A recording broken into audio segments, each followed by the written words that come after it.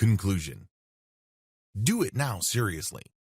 I know that a lot of people are under the impression that they will expand their business or create sales and content funnels when the time is right. Here's the problem. The time will never be right. If you are sure that you want to do this, decide to do it now. Commit to it. If you are going to rely on whether it feels right or not, you're going to be waiting for a long time. Before you know it, you're going to be buying one product after another and end up failing to lift a finger to turn the businesses that those products talk about into a reality for yourself. Watch each video closely. I know that at this point you're really pumped up. You probably want to jump in with both feet, but do yourself a big favor.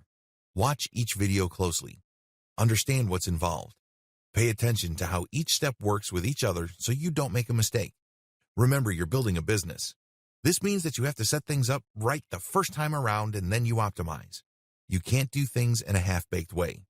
You can't just build it and then backtrack.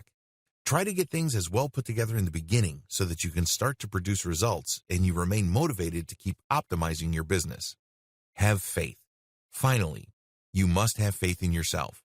You have to understand that people have been pulling off the things that I'm talking about in this training for a long time.